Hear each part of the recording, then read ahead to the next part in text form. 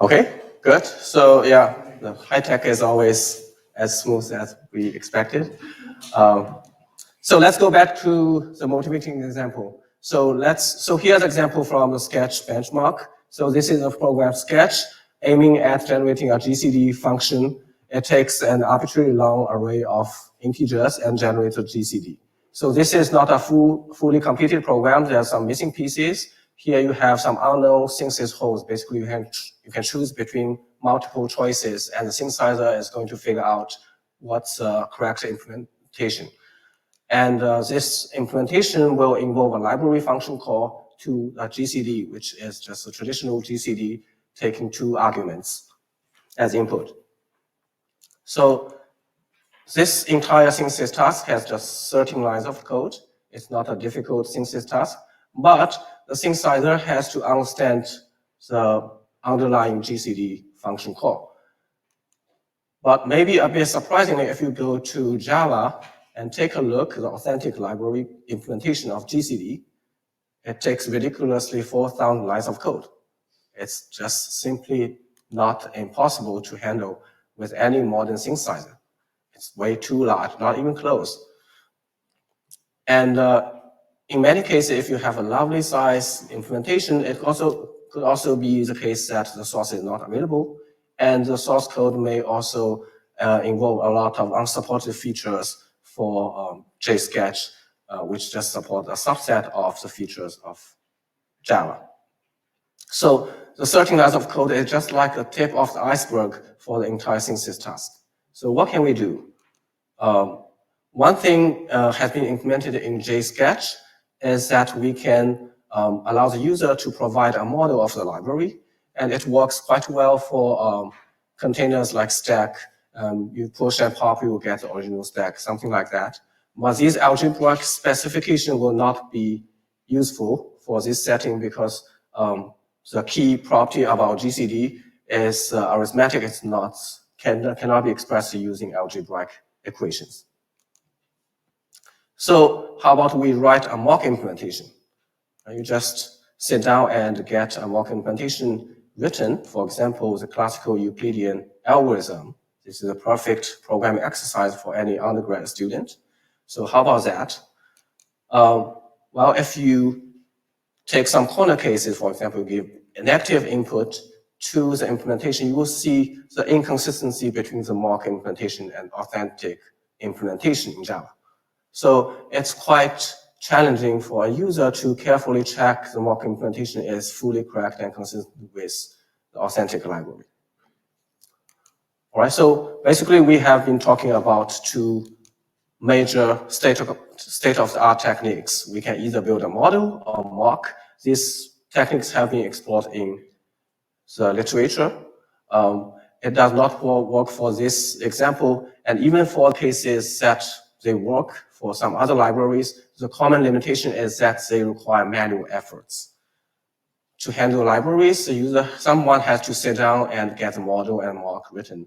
And they usually beyond the capacity of the average user and can be a big hurdle for a wider adoption of program synthesis. So in this work, our take is to generalize the CJS loop, the counter-example guided inductive synthesis framework, such that the library models can be automatically built without any user-provided mock or model. So our framework is called Toshokan. So it means library in Japanese. And behind Toshokan, there are 2 key insights. The first one is that we can run the library. It's so simple, but this is one of the nicest things about the libraries. You can just run the library and you will collect the logs, and you can build a log-based model for the library. And the second thing is that you don't want to excessively run the library too many times and collect too many logs. So the CJS loop will generate counterexamples. That's the second insight, because the counterexamples will tell you essentially why the program fails. And if you take these counterexamples and run the authentic library, they will be ideal examples to exercise and cover library behaviors.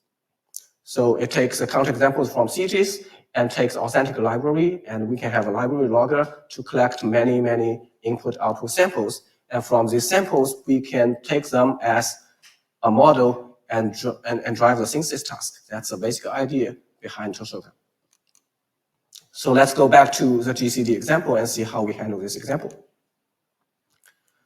Here's an overview of the Toshokan framework.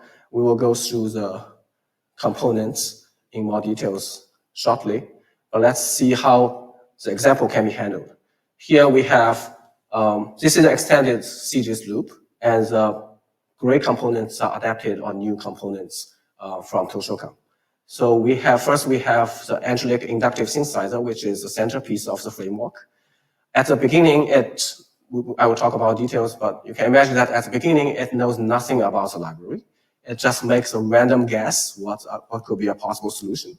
So just a random solution generated and sent to the bounded verifier. So the verifier will reject this example and provide a counterexample. For example, here you have an array of inputs generated 33313. Okay, with this counterexample, you can actually run the generated candidate program, and this run will involve multiple library calls, and the logger will keep track of the library calls and give samples like GCD of 3, 3 equals 3. This is from the authentic library, and this may mismatch from the synthesizer's assumption. So the synthesizer will take this as a learned assumption and continue the next iteration. And one more candidate will be generated, and again rejected, and one more counterexample generated. And in this case, this example will take 2 calls to the library, and we have 2 more samples generated in this iteration.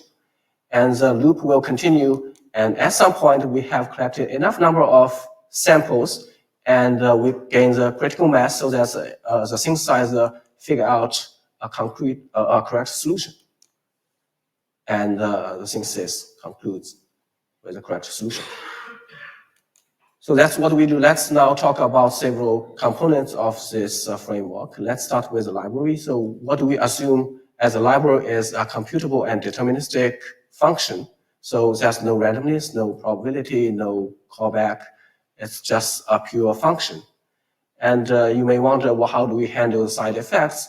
For side effects from the method calls or for the receiver, you can simply model it using an extra function. For example, for the stack class, if you want to model side effect from push and pop, you can just introduce functions called push exclamation mark or pop exclamation mark to simulate how the stack got evolved with this function call.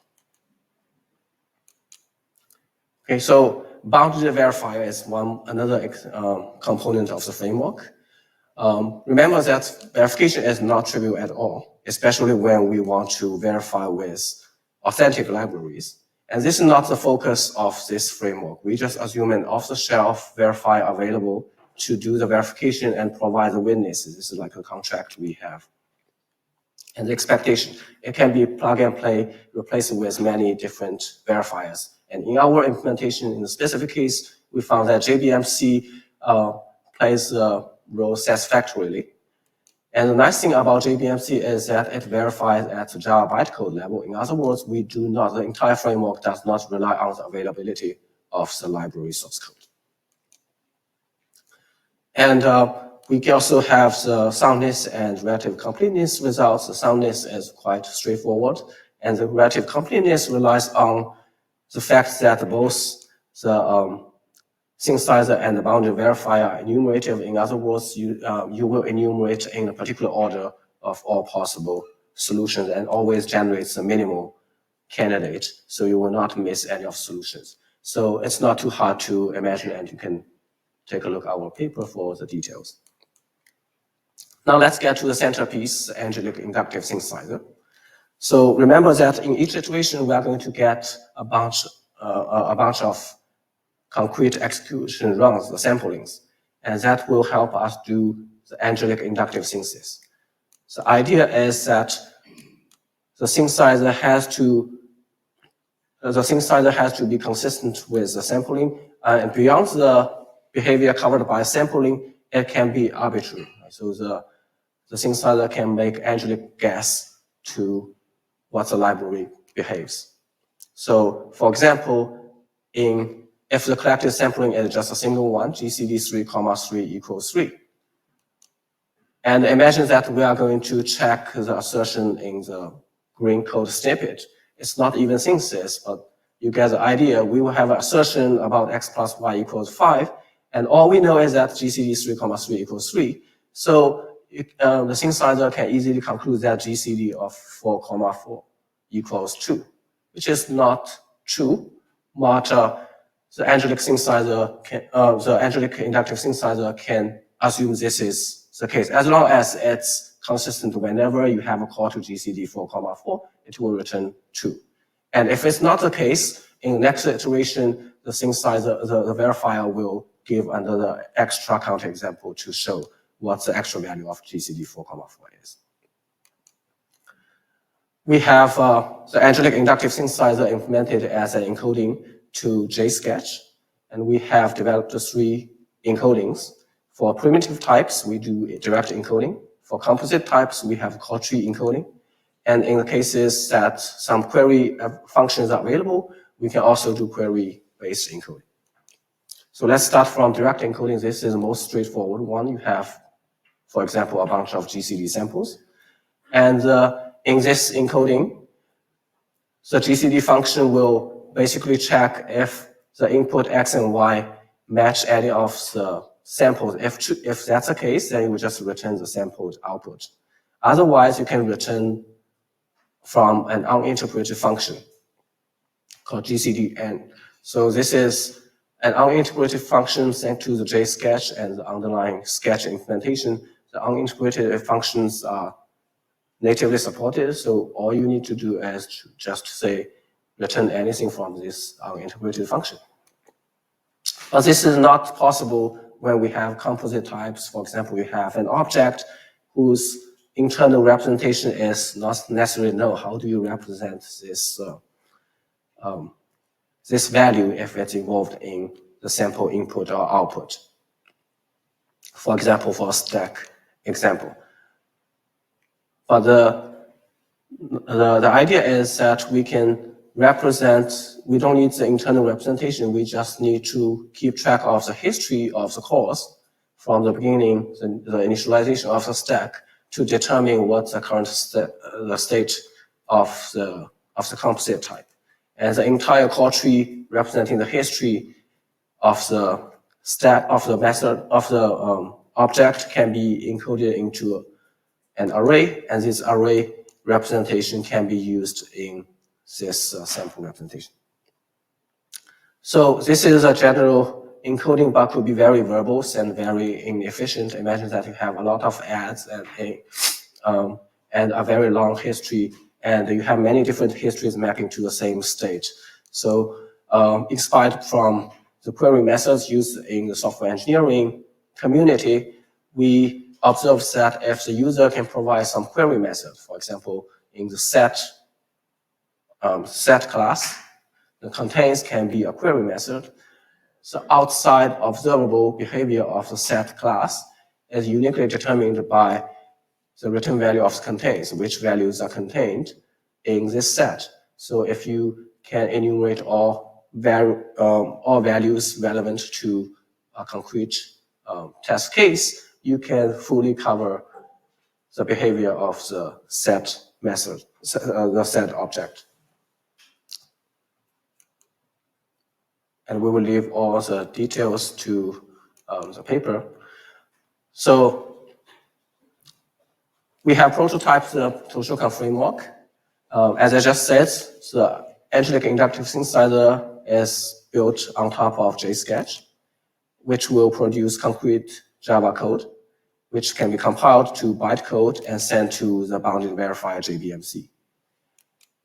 And when counterexamples are generated, we'll also leverage the JBMC's trace module to serve as a logger so that we can run the actual library to get the concrete samples generated. And in our experiments, we want to explore 2 research questions. First, can Toshokan handle synthesis tasks using a variety of libraries. So does it really work?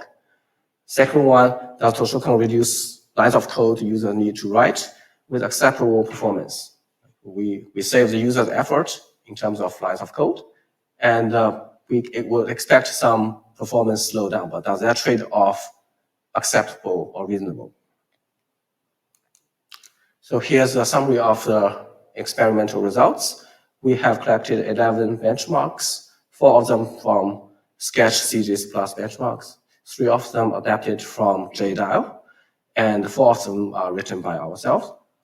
And most of the benchmarks are several dozens in terms of lines of code. It's moderate size, as a number of holes, number of control bits will be between 8 to 30. So remember, this means that the synthesis task is not trivial, right? So 12 means that there are 2 to 12 number of choices as candidate programs. We handle integer, stack, hash set, array list, and heap as a data type, and a wide range of library function calls. And for some of them, we use multiple encoding methods. And the time spent by Toshokan to finish the synthesis task is always below 40 seconds. It's not perfect, but it's still acceptable. So if we want to think about the trade-off between saved programming effort and the time, we can take a look at this diagram. So for most of the benchmarks, the slowdown the user have to write between 20 to 40 lines of code, and in the worst case for a heap sort, 159 lines of code has to be written. And we don't require user to write any of this mock-up model, and the performance overhead is ranging between 5 seconds to up to 40 seconds. So we feel this is a reasonable trade-off, right? So you don't, instead of writing, sit down and write the mock-up model, just walk around, take a cup of coffee and get back, and the program will be generated for you. So some related work. So JSketch or Sketch CGs Plus have explored the idea of using models within libraries for synthesis, but now we don't require the user to write any of the models. And component-based synthesis has a rich literature with a lot of related work published. And the fundamental difference is that they are essentially doing testing for a synthesizer program. They have a fixed set of inputs that they want to run the program and make sure the program satisfies the assertions on these inputs. And in contrast, our approach will generate provably correct programs. It's correct for arbitrary input up to a bound. And there's a recent work, Simul, which also explores the idea of delegation of complex tasks to Oracle. This is in the context of syntax-guided synthesis. And the biggest difference is that they still require white box implementation of the library. If you want to interact with the library, the synthesizer needs to know the white box source code of the library. And they also handle only pure functions. And JDial, we have 3 benchmarks from JDial. This is a related work, but they focus on interactive program repair, and we are doing fully automatic program synthesis.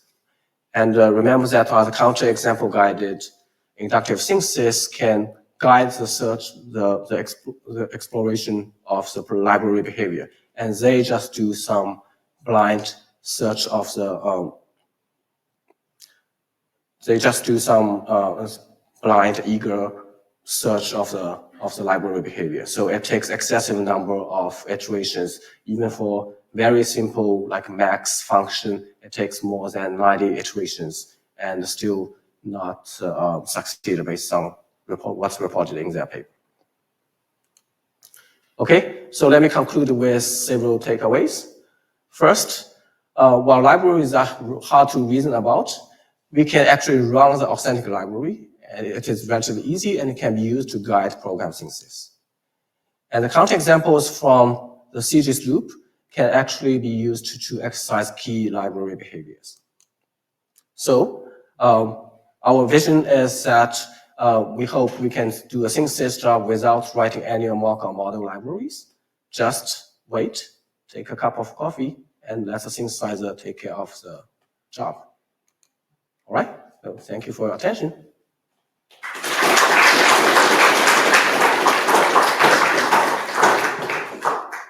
Questions?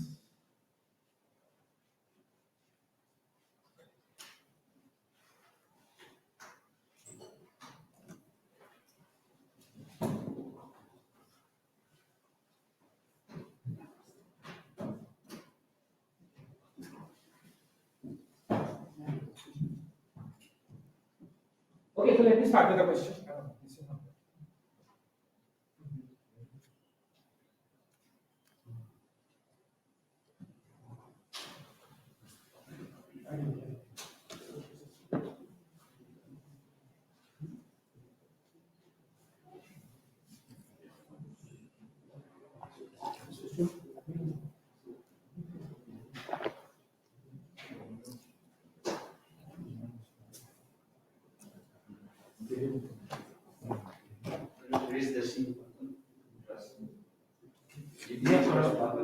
Yeah, wait a few seconds and then go.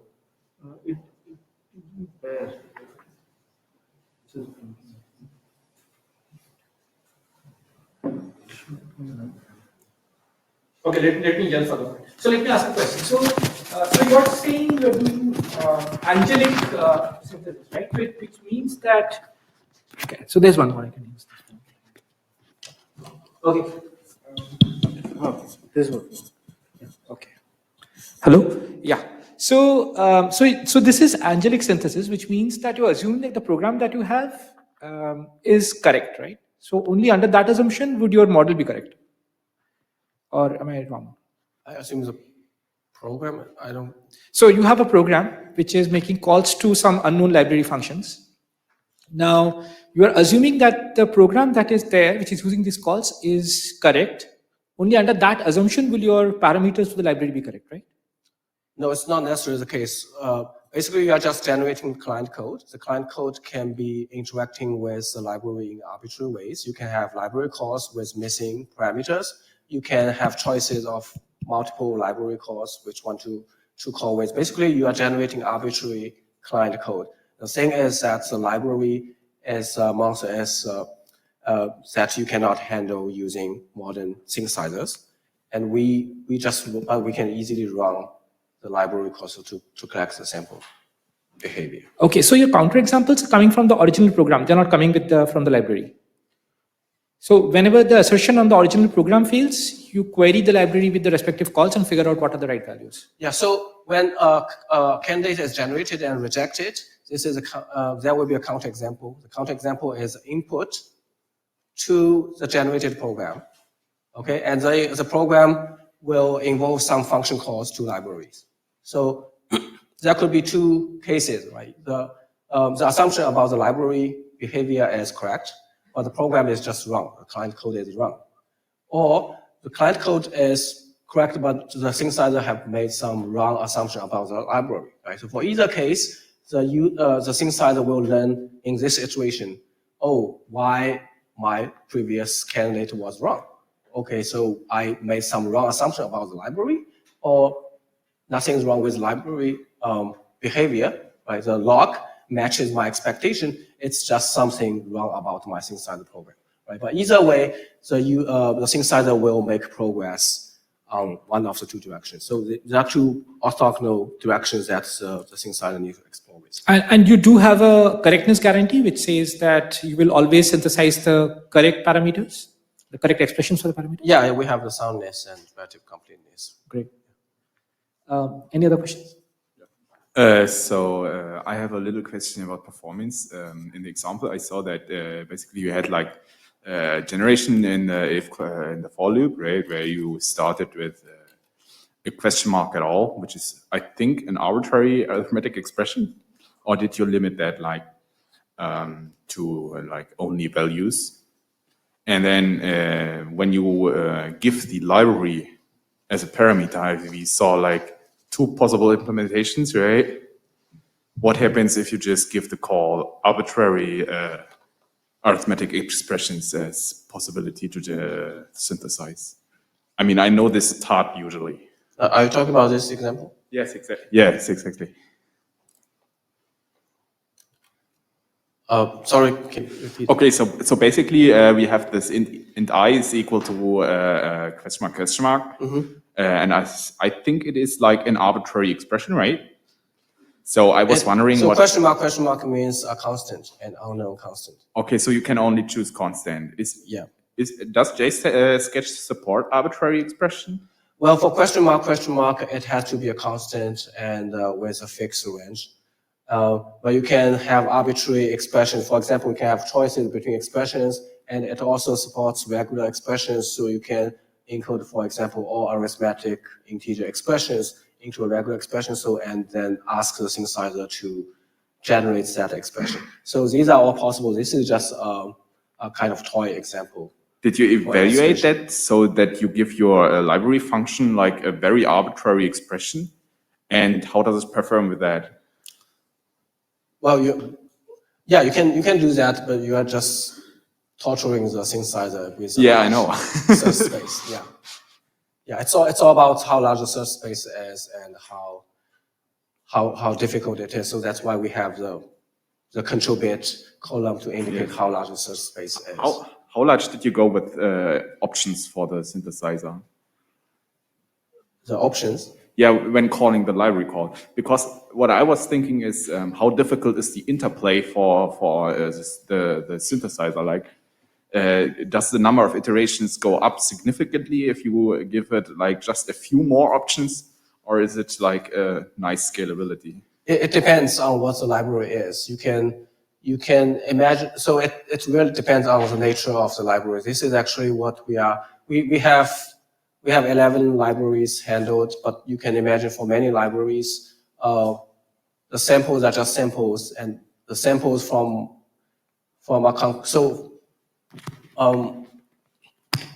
so for example, in JSketch, we have some library handling for encryption, right? So, and you can imagine that for encryption, you don't really care about the input output. All you care about is that you do encrypt. Then you can reverse the effect by doing decryption, right? So that's algebraic specifications supported in JSketch, but these are two like orthogonal directions. The next thing is how do we fill the gap, right? So when we have collected samples, can we conclude some nice algebraic specifications so that the synthesizer can leverage and do the synthesis task very, very efficiently? But yeah, that's a nice question. So in general, we don't have any performance guarantee. It could be excessive number of iterations in the worst case. Okay, thank you. Thank you for the nice talk.